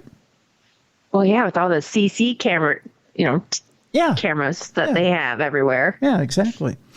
Police officers with the Anaheim Police Department assisted the resort's security team in apprehending the woman who is suspected of entering the park without paying. A spokesperson with the Anaheim Police Department told News Nation affiliate KTLA that the unidentified woman entered the park by jumping over the turnstiles at the park's entrance. So she got in free. As free as you can get into Disneyland. At about 7 p.m. on June 17th, the woman was arrested on Big Thunder Mountain Railroad, an attraction based in Frontierland at Disneyland Park. The woman was arrested for a misdemeanor without incident. The case will be presented to the Anaheim City Attorney's Office, which could then decide if the woman will be charged and will issue fines and possible jail time. A now viral TikTok video captured the incident and has amassed more than 480,000 views. I guess you just have to search it on TikTok. I don't have a link for you. The Disneyland Resort didn't immediately respond to KTLA's request for comment regarding the incident. So there you go on TikTok. Just search, I guess, Getaway Big Thunder Mountain Railroad. I'm glad you added the last part because the Getaway Big Thunder sounded kind of funny. It does, yeah. Getaway Big Thunder will probably pull up something else on TikTok that you probably shouldn't watch in front of the kids. That's what I'm thinking. Yeah. You ever had an issue at work, Mally, where the janitor throws something of yours away or shuts off the refrigerator at night and spoils something of yours? No. But it sounds like they're very angry. Yeah. We had one time at Best Buy, we had a janitor that used to throw out, or on Fridays they throw out stuff in the fridge. Yeah, and they used to, we had to be very diligent to get our stuff out of the fridge on Fridays. Otherwise, boom, your lunch was gone on Monday. And sometimes, yeah, but you don't want something sitting over and getting icky and moldy. Well, if you had a really good sandwich, though, like say on Friday, it would keep till Monday. Yeah, but on Monday, it'd be a soggy. Depends. What if like a Subway sandwich that didn't have like many toppings on it? Would still be good. Monday morning. Late Friday afternoon to Monday morning. I like how you're justifying it. When you're really struggling, you're working for Best Buy, Mally. I mean, it's not like, That's true. They're not paying you a ton of money over at the Evil Empire. I'm just saying. Well, an annoyed janitor turned off a super cold freezer, which probably is a no-no, right? Yeah. Right. Destroying decades of scientific work and causing at least $1 million in damages. Oh, my gosh. Which did lead to a lawsuit. Again, sent in by one of our listeners. And I don't have the name in front of me. I apologize. But again, if you have a news story for Dumb Crime, Stupid Criminals, send it in, tim@darknessradio.com. We appreciate you for doing so. It could be the plot of a dark comedy if it wasn't such a scientific tragedy. A janitor working in a laboratory who was annoyed by an incessant beep reportedly flipped a switch that killed the noise. Which, not a good thing. But also shut off a storage freezer, destroying decades of scientific work. That, according to I believe it is the Rensselaer Polytechnic Institute lab in Troy. The cleaner's alleged carelessness cost the lab at least $1 million in damages, Mally. Yikes. Oh. A lawsuit the university filed against its third-party cleaning service charges. People's behavior and negligence caused all this. Michael Ginsberg, the RPI's attorney, was quoted as saying, unfortunately, they wiped out 25 years of research. Oh, jeez. The super cold freezer the custodial worker allegedly shut down held cell culture samples and other elements stored at minus 112 degrees Fahrenheit. But when the worker from Daigle Cleaning Services shut off the circuit breaker on September 17th, 2020 to silence a beeping alarm, the temperature leapt to a minus 25.6 degrees, which damaged or destroyed the material. That, according to the lawsuit. The freezer alarm had been triggered by a mechanical malfunction that stopped the unit from maintaining a constant temperature as it was supposed to do. Repairs had been scheduled for September 21st of 2020. A sign on the lab freezer door explained the source of the alarm, which also bore instructions on how to silence it. So all the janitor had to do was read the instructions and silence the alarm. Oh. Yep. No cleaning required in this area, the sign said. You can press the alarm test mute button for 5 to 10 seconds if you would like to mute the sound, read the sign. The cleaner thought they were flipping the breaker on when they actually turned it off, according to a report filed by the RPI public safety staff afterward. A majority of specimens were compromised, destroyed, and rendered unsalvageable, demolishing more than 20 years of research, according to the lawsuit. The newspaper said Derek Foster, president of Albany-based Daigle Cleaning Services, could not be reached for comment. Ginsberg told the news outlet it would cost an estimated $1 million to replicate the work, which reportedly focused on photosynthesis and might have furthered solar panel development. The cleaning company had a $1.4 million contract to clean the RPI facilities during the 2020 fall semester. Wow. That's a lot of money. Yeah, it is. My friend's a research scientist, and I went to visit her once in her lab, and she had like frozen animals and stuff like that in her freezer. So I could only imagine like the smell if they turned off the freezer. Oh, that'd be horrible. Yeah. Be terrible. Just a tiny bit. Yeah, I would think if you're the cleaning staff, just, put your headphones in and deal with the noise. Yeah. Yeah, it's Leave it alone. leave it alone. Don't mess with it. Yeah, for sure. Mel, have you ever been mistaken for somebody else? I mean, just your identity. Like somebody says, "Hey, aren't you Anna somebody or another?" Margot. Yes. Margot Robbie. Margot Yes. Robbie. But they're insistent on it. Like, hey, aren't you so and so? But like to the point where they want to arrest you. No, thank God. Yeah, right. Although you do look a lot like Margot Robbie. Seriously. No, I've had that quite a few times. Yeah. Not now, but yeah. Yeah. Back in my day. Yeah, back in the day, Mally was a spitting image of Margot Robbie, folks. Seriously. Well, a woman was detained getting off a cruise ship in Port Everglades, Florida, for a crime that she didn't commit. Ooh, that sucks. Yeah, and it's quite the crime as well. A Texas tourist. Why am I going through puberty again? My God. It's time to change. Oh, here we go. We go to Fort Lauderdale, Florida, Mally. Good Lord, I'm only... Was it Bobby? Who was the one that went through changes on... Was it Bobby? Or was it... Was it Greg? No, Peter. Was it Peter? Peter. Yeah, the middle kid. Yeah. Because they did that song and then he had to do his little bit. Good Lord. My voice is cracking. Fort Lauderdale, Florida is where we're going. A Texas tourist who took a cruise from Port Everglades returned only to be arrested at the port for a felony child endangerment charge. Ooh. Right? She spent 3 nights in the Broward County Jail, but it turns out law enforcement officials detained the wrong person. Ugh. Yeah. I just don't understand how something like this can happen. 48 years. You're going to laugh when I tell you what the name is. Okay.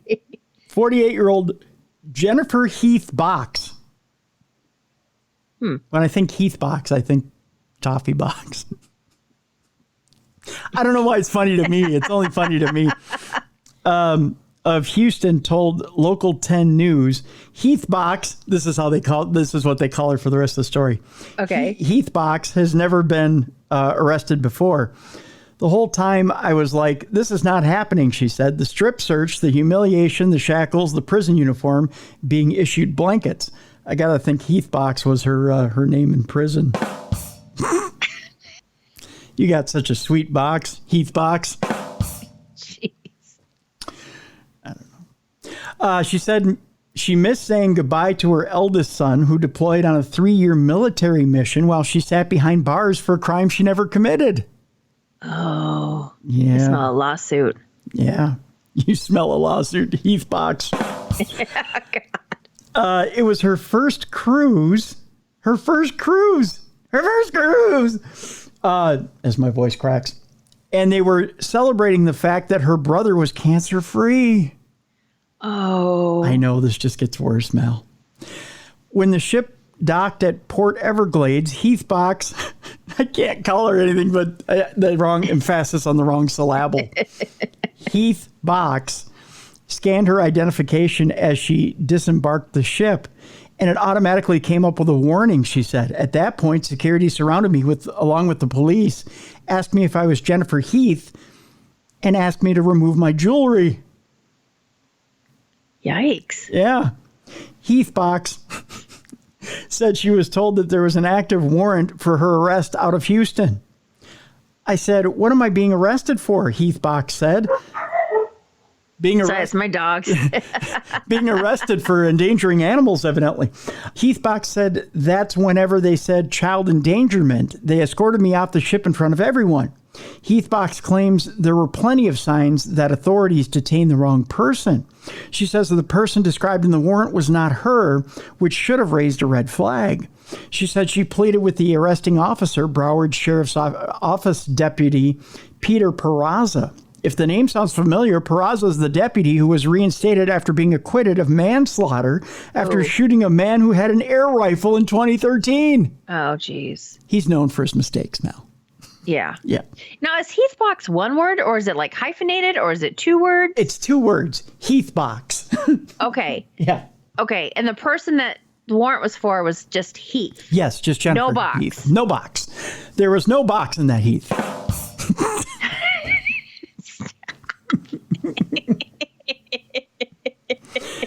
The Heath went in the box. Gotcha. Yeah, I guess. Peraza was reinstated as a deputy and now works at the port where he can, make mistakes with other people. Yeah. The warrant clearly states that the child endangerment charge involved a 1-year-old and a 3-year-old. And the Jennifer Heath on the warrant had a date of birth of April 7th, 1997, meaning the woman would have been 26 years old. Right. Didn't they check her ID? Look at her license. That would be obvious, Mally. Right. Right. I mean, if they're ignoring the description that's given on the warrant, at least look at the license. Right. Our Jennifer Heath Box is 49 years old. Yeah. She's quoted as saying, "I'm 49 years old. Huge age difference," Heath Box said. "My oldest is 30 years old. And the person the warrant was for was born in 97. Physically impossible." Right. She says, "I don't have children under the age of 5, she added. All they kept saying was, 'Look at the picture.'" I am looking at the picture. That's not me. That's not my kid. At intake inside the Broward County Jail, Heathbox claimed a detention deputy raised a red flag. She came out and she handed the driver's license to Peter, and she said, "We ran her driver's license and we don't have anything in the system for her," Heathbox said.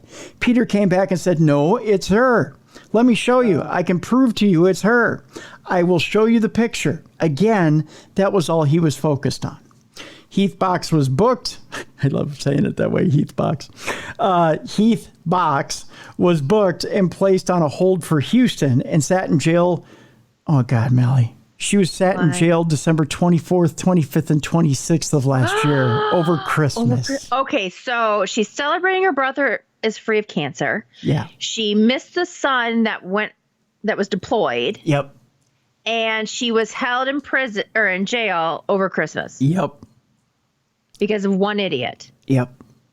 I had a police officer come to my cell on the 26th and say, "I apologize," and tell me, "We know you're not the Jennifer Heath. We know you have been incarcerated wrongly." I said, "Does this mean I get released?" I was told no. What?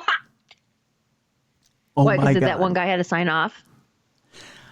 I'm not sure. Let's see here. It says, in a statement to Local 10 News, BSO said they sympathize with the situation and were alerted to the warrant by Customs and Border Protection. They said they reached out to the authorities in Houston who confirmed the warrant, and on December 26th, BSO said they asked authorities in Harris County, Texas for fingerprints to confirm they had the right person. Hours later, they were told there were no prints because Heathbox had never been arrested before. A BSO spokesperson says on December 27th, a message was sent saying, "Release our hold on the above-named subject as soon as possible," with no further explanation. Jesus. Houston could have made the mistake by putting the wrong picture.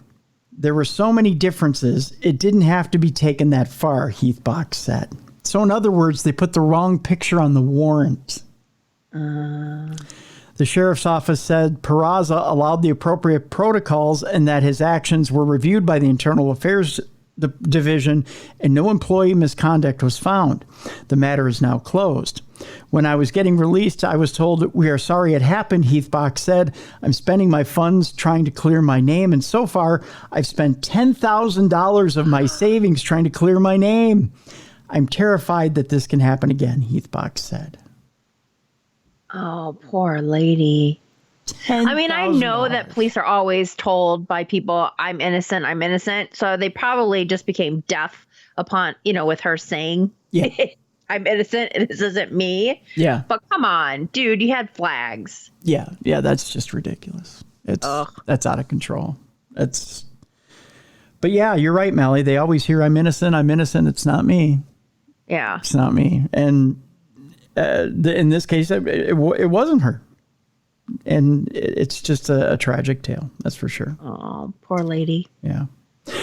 Mally, it's always, as Prince says, the beautiful ones that hurt you every time. In this case, we go to Florida. A Florida woman. It turns out that's the case in my life, too. It's always the beautiful ones that want to gut me like a deer. In this case, it was literal. A Florida woman said, gut him like a deer. Oh. Yeah. Turns out she's pretty darn cute, too. I believe it that she's psycho like this. She sounds angry. Oh, she's very angry. A Florida woman is accused of threatening to slice up her ex-boyfriend 2 days before cops say she shot her new lover dead. Ooh. Yeah, she's a little psycho. A Florida woman is being accused of threatening to slice up her ex-boyfriend just days before she allegedly shot dead her new lover. 33-year-old Brittany Holbrook allegedly shot 30-year-old Tyler Newlish. That's a hard name to say. Tyler Newlish.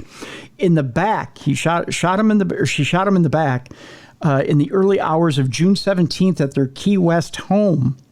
Holbrook is said to have been having drinks with a woman when she launched into a violent rant about her ex, saying, I'm going to kill him and take a knife into his stomach and rip upwards to his throat. Ooh, that's descriptive. Yeah, yeah.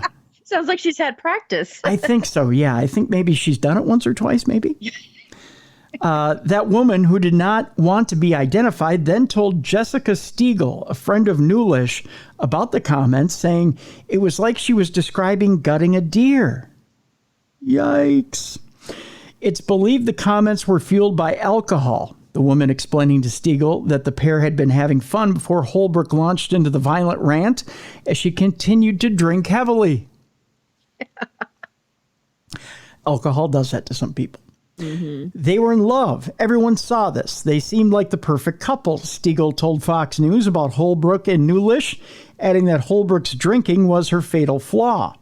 The pair bonded over a love of fishing, diving, and their Catahoula dogs, Chief and Mossy, according to Stiegel, and appeared to have a promising future. Well, it wasn't that promising, was it? According to LinkedIn, Holbrook worked as a yacht manager while Newlish listed his job as a commercial fisherman on Facebook. Social media posts on Holbrook's Facebook show the pair embracing one another lovingly at Christmas, and a few other pictures showing that they were close.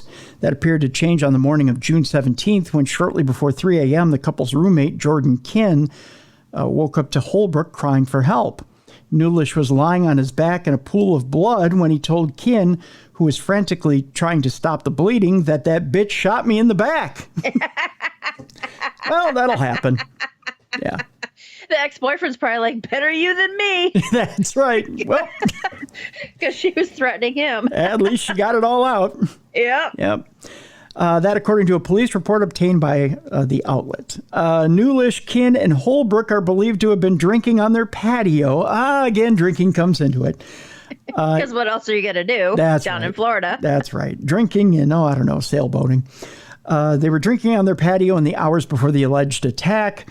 Holbrook, distraught from the shooting incident, had initially told detectives that she had a gap in her memory. Wink, wink, nudge, nudge, say no more. However, her story changed in later interviews.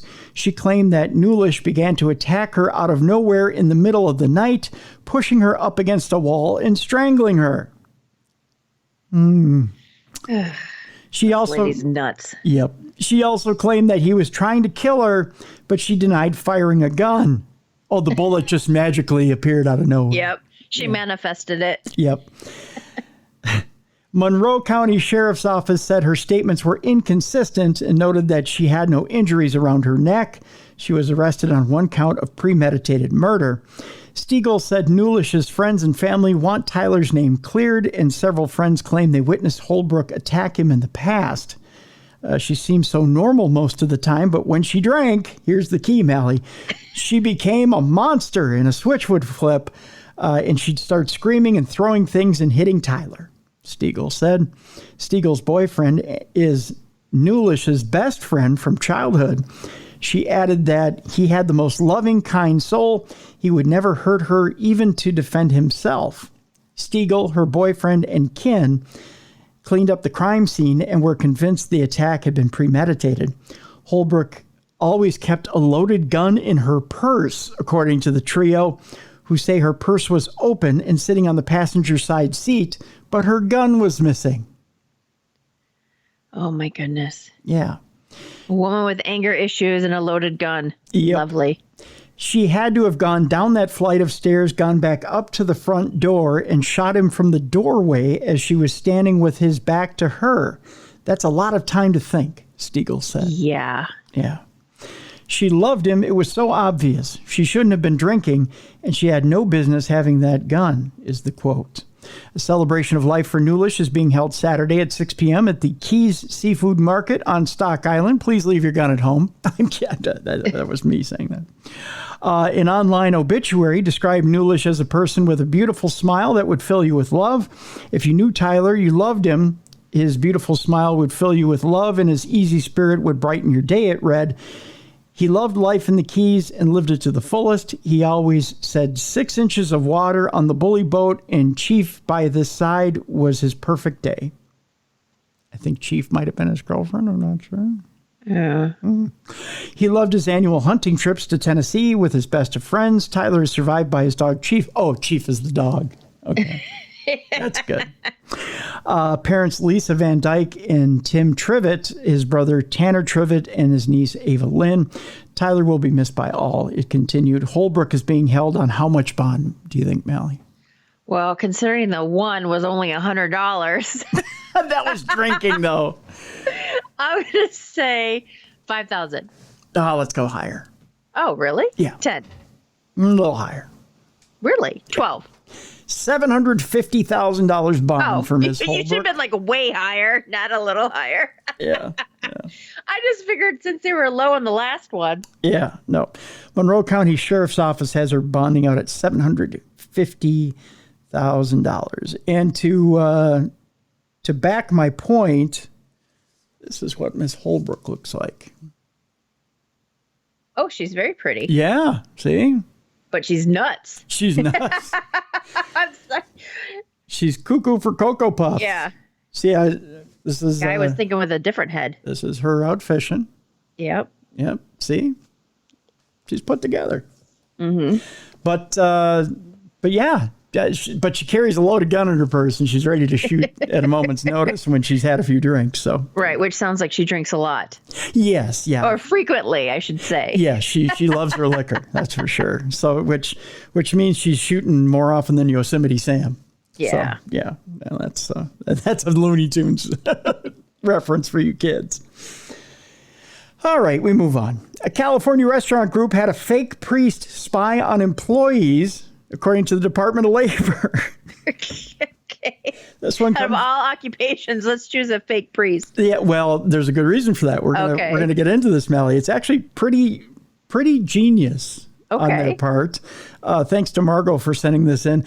The Department of Labor says an employee testified that the restaurant offered staff a priest to listen to confessions during work hours. This actually happened at Taqueria Garibaldi's in California, which is a taco restaurant. A California restaurant group has been ordered to pay $140,000 in back wages to 35 employees and $5,000 in civil penalties after the Department of Labor says they used a fake priest to spy on employees in order to get confessions of workplace sins, that's in quotes, by staff. See what they're doing? Yeah, they're playing on the guilt complex. Yeah. The company, Shea Garibaldi Incorporated, which runs Taqueria Garibaldi's, 2 locations in Sacramento and Roseville, agreed to a consent judgment in May, according to Law and Crime. They and owners and operators, Eduardo Hernandez, Hector Manuel, and Martinez Galindo and Alejandro Rodriguez were ordered to pay the damages and penalties, according to the Department of Labor. Under oath, an employee of Taqueria Garibaldi explained how the restaurant offered a supposed priest to hear their workplace sins, while other employees reported that a manager falsely claimed that immigration issues would be raised to the department's investigation. That, according to Mark Pilotin, who is the regional solicitor of labor. He said that in a press release by the Department of Labor. The Department of Labor says an employee testified that the restaurant offered staff a priest, that's in quotes, to listen to confessions during work hours. The priest urged staff to get their sins out, according to a witness. The priest asked if they had stolen from the company, been late for work, did anything to hurt the company, or if they had bad intentions towards the organization. Interesting. This employer's despicable attempts to retaliate against employees were intended to silence workers, obstruct an investigation, and prevent the recovery of unpaid wages, according to Pilotin. The Labor Department also said that they discovered that Taqueria Garibaldi denied employees overtime pay, illegally paid managers from the employee tip pool. Yeah. Threatened employees with retaliation and immigration problems, and fired a person that they thought complained to the department. The U.S. Department of Labor and its solicitor's office will not tolerate workplace retaliation and will act swiftly to clear that immigration status, and it has no bearing on workers' rights under the Fair Labor Standards Act, according to Pilotin. The division's Sacramento district office conducted the investigation. The department's regional solicitor's office in San Francisco litigated the case. Wow. Interesting, huh? Boss sounds like a real gym to work for. Yeah, exactly. Well, I suppose they had some people there who were deeply religious and they felt like they could get it out of them one way or another. Wow. Yeah. So there you go. There's always something underhanded going on. Mm-hmm. All right, we're going to get into the not safe for work version of Dumb Crimes, Stupid Criminals. So for that, right now, we're going to give you a couple of seconds to turn down your listening device or put in your earbuds if you're at work, or get the children away from your listening device.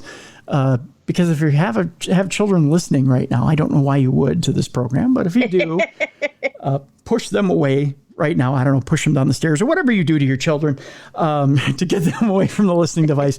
We'll give you 5, 4, 3, 2, 1. No ifs, ands, or buts about it, Mally. Protesters are dropping their pants to protest climate change at the Massachusetts State House. That's right. People are showing their butts to protest at the Massachusetts State House.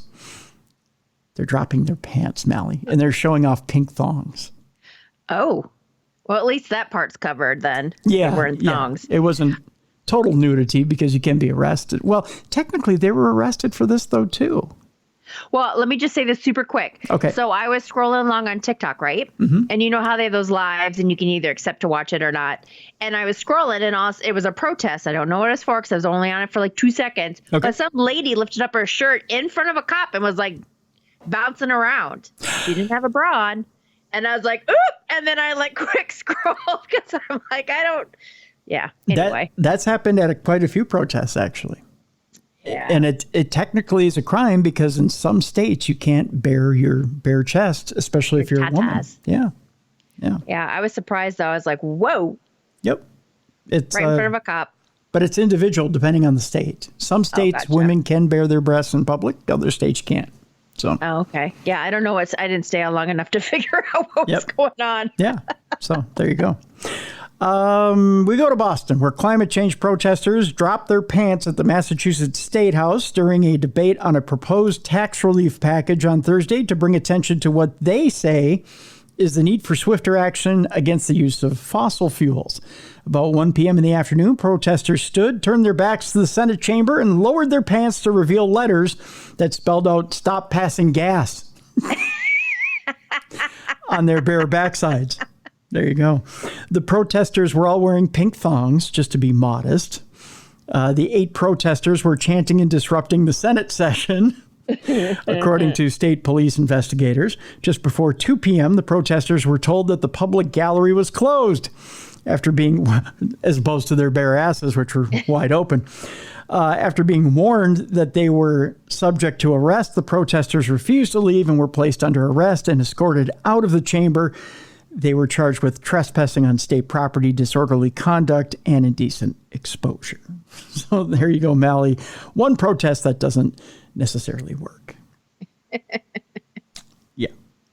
A man taking voyeurism to a whole new level. A voyeur rap for a man who used a drone to spy on his intended victim. Ooh. A whole new level. To a peeping Tom. A convicted sex offender is facing a video voyeurism charge after he allegedly flew a drone to peer into the bathroom window of a female neighbor, according to Rhode Island police. Investigators say 32-year-old Stephanie Marola was preparing to take a shower in her Cranston residence on Wednesday evening when she heard a buzzing sound outside the bathroom window. When Marola went outside to investigate, cops say she spotted a drone hovering near the window. As she approached near the drone, it began to fly away, but struck a tree branch and fell to the ground. I think somebody was trying to fly the drone one-handed. Yeah, I think so. Yeah. Yeah. Like you have the whole sky and you got to hit a branch. Exactly. Marola then grabbed the drone and dunked it in her pool, disabling the quadcopter's electronics. Good for her. Those things are expensive. Yeah. Well, yeah, good for her. Yeah. So she coincidentally got rid of the evidence as well when she did that. Oh. Marola, who lives with her 3-year-old daughter, called 911 and reported the remote peeping Tom's attempts. A subsequent police investigation resulted in the arrest of 49-year-old Christopher Jones, whose home, where he lives with his 72-year-old mother. Why am I not surprised? He's so proud. Abuts Marola's property. While cops did not reveal how the defendant was linked to the drone, they say that Jones admitted that he was the operator. Jones was arraigned Friday night on a felony video voyeurism charge and subsequently released from police custody. Cops say Jones is a convicted sex offender. There's a shock. But that his requirement to register with state officials expired in 2015. Something tells me it's been renewed. Here's your offender right here, Mally. Ew.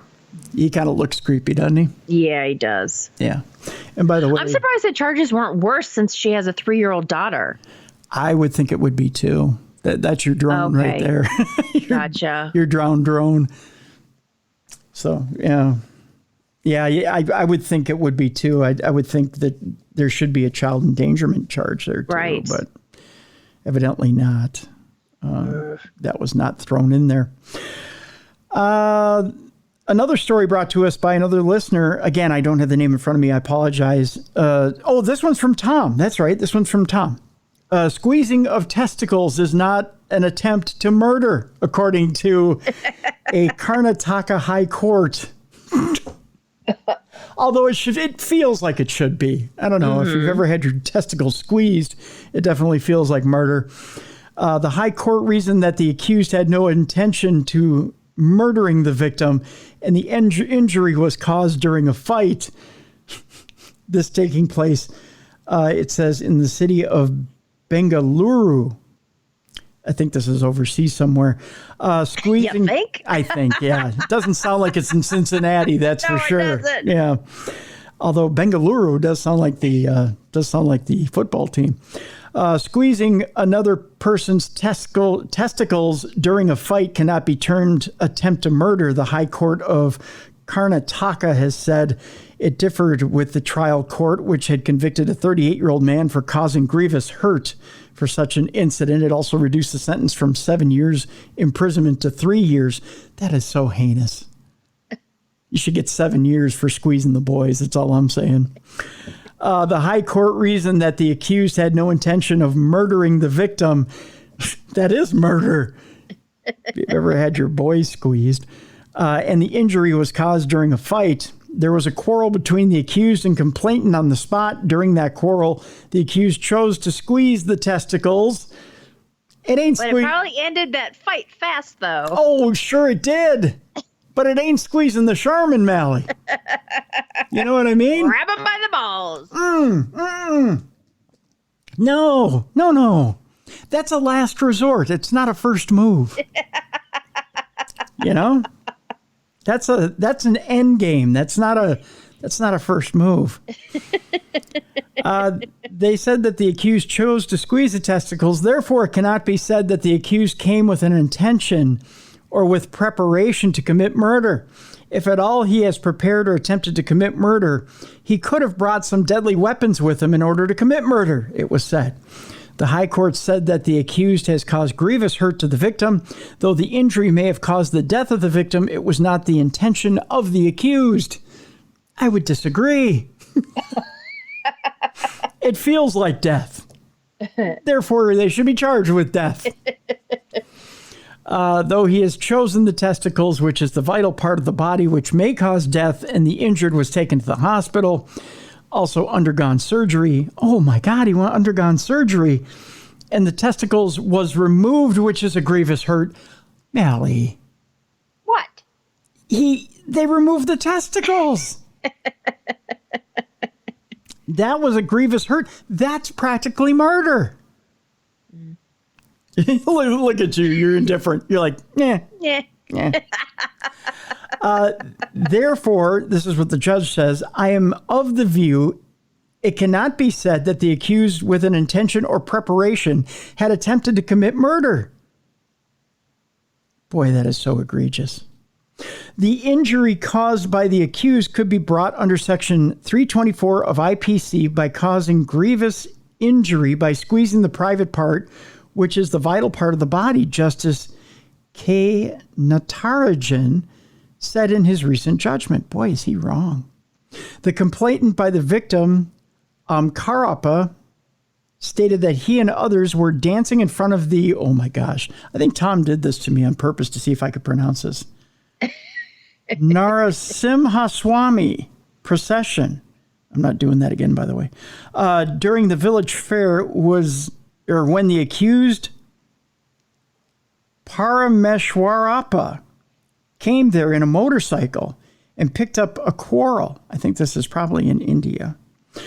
During the fight that ensued, Parameshwarappa squeezed the testicles of Karappa, causing grievous injury.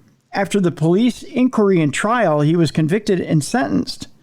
Parameshwarappa, a resident of Mukalikate in Kadur in Chikamagaluru district, approached the HC with an appeal challenging his conviction by the trial court in Chikamagaluru. How do you like them apples, man? People say I read at a third grade level. The trial court has sentenced him to 7 years imprisonment under Section 307, which is attempt to murder of IPC, 1 month imprisonment under Section 341, which is wrongful restraint. Boy, is that ever wrongful. And 1 year imprisonment under Section 504, which is insult to provoke. The incident dates back to 2010, and the trial court convicted Parameshwarappa in 2012. His appeal filed in 2012 was disposed of by the HC, or the High Court, earlier this month. Are you impressed that I got through all those names? Hey, yes, I am, because I wouldn't have been able to do it. My Jedi powers are strongly developing, Mally. Just saying. No, watch, I'll get an email from wherever that's from saying you butchered those names. That's why we issue an apology in advance. That's right. We apologize in advance for that story. Finally, on Dumb Crime, Stupid Criminals today, in our Not Safe for Work section, we told you that we were going to end on a story that had to do with pink dildos and Target. We end up in Florida, Mally. Because where else are we going to be? That's right. Whenever you mention pink dildos and Target, it has to end in Florida. We go from balls to dildos. You said it, I didn't. According to cops, a sex toy thief was caught pink-handed. Jeez.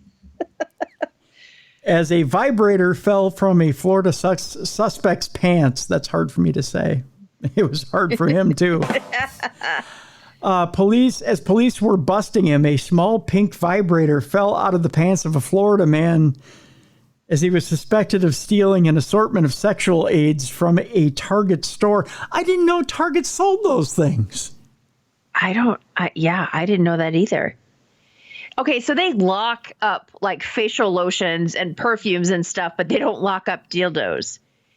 You know what I mean? Where you need the person to come with their key and unlock it. Yeah. So kids can just be fencing with dildos at Target? Apparently. Yeah. Mommy, I found a lightsaber. I don't know. Responding to a larceny call Monday afternoon, cops confronted 46-year-old David Romero. Oh, you're too old for that shit. As he sat in his Dodge Ram near the Target in Palm Coast, which is a city about 25 miles north of Daytona Beach, while the handcuffed Romero was being placed in the rear of a police cruiser. Get it? In the rear of a police cruiser. Yeah. A small pink vibrator fell out of his pants. This item was later revealed to have been stolen from Target, according to cops. I didn't think they had those at Target. I didn't either, but you know what? Florida is a whole different state, so... They're a totally different animal. Yeah. Yeah. A subsequent search of Romero's truck turned up an assortment of other stolen goods, including Trojan and SKYN condoms, Hello Cake lubricant, and Promescent. What's that? It's a Climax control spray. Oh. Yeah. Hey, the guy's into control. A Target loss prevention officer told cops that Romero hid the items in a piece of shapewear that he did not scan at the self-checkout line. Shapewear. Uh-huh. Well, takes all kinds, I guess. When asked about the Target merchandise found in his truck, Romero claimed that the items had been in his vehicle for days. Police added that Romero further stated that he was going to use those items today on his wife because he was working all day yesterday and he could not celebrate Father's Day with her.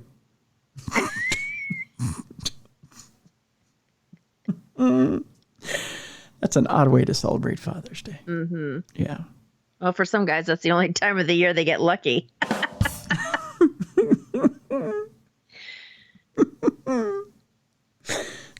That and their birthday. I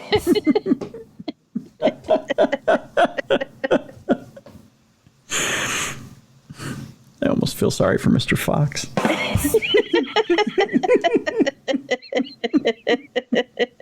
I'll tell him not to listen to this episode. Yeah, please do. Just tell him it was boring. We didn't talk about anything. Tim just droned on and on about pretzels. Yeah. Yeah, pretzels and soda. Mm-hmm. Romero, who lives 8 miles from the Target store, was charged with a misdemeanor for allegedly swiping goods worth. How much do you think all that came to, Mal? We'll play the prices right here. Let's see. We've got some gel, some lube stuff, girdle, and the penis. I'm going to go for $275. Oh, and the condoms. Oh, I don't know how much condom. Okay, we'll round up to $300. $187.23. Oh, I would have lost. Yeah. I should have just bid $1. I would have been closer. I can give you one of these. There you go. So Romero is being held in the Flagler County Jail in lieu of $3,000 bond for all that. Dang. Yeah, they're serious about their condoms, lube, and pink dildos, I guess. In addition to the Target matter, Romero is facing 2 other pending theft cases, one of which involves 5 separate shoplifting incidents at a Walmart in Palm Coast, where I guess there were other things that he couldn't get at Target. Apparently. Yeah. Maybe that's where he got his cologne. Don't know. Here's your lover boy right here, Melly. Oh.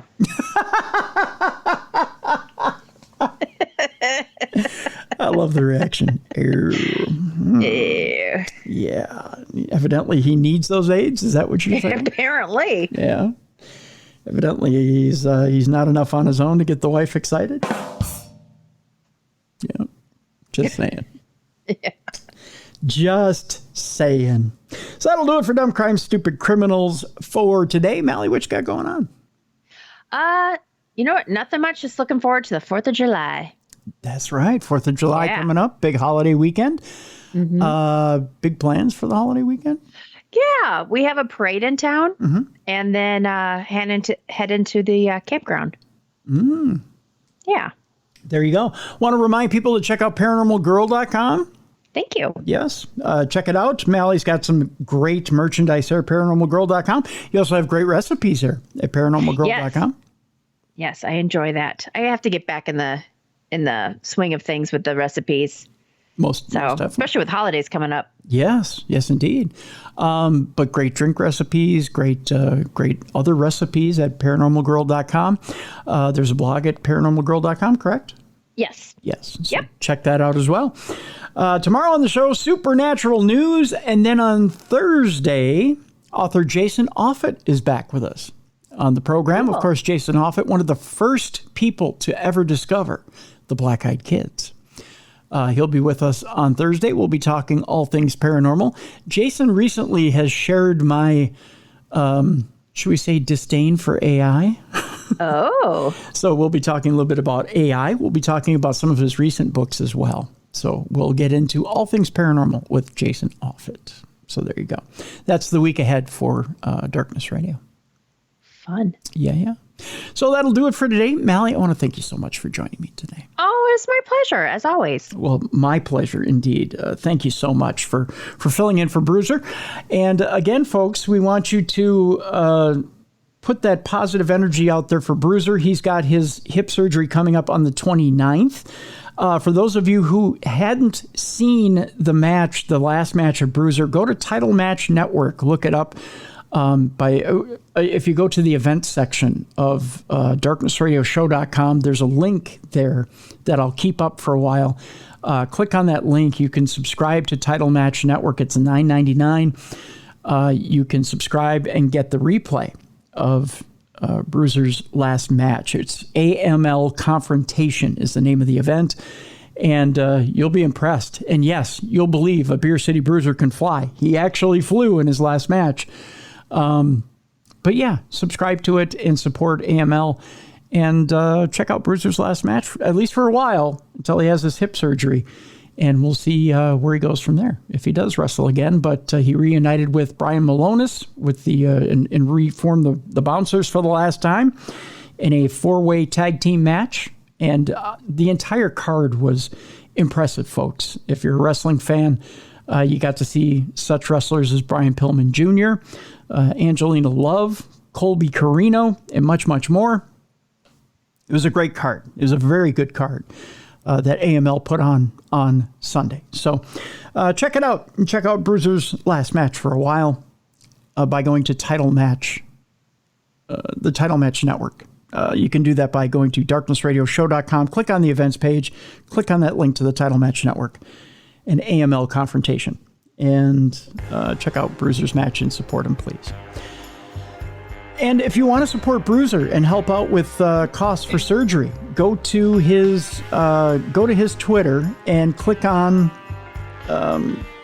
his t-shirt shop.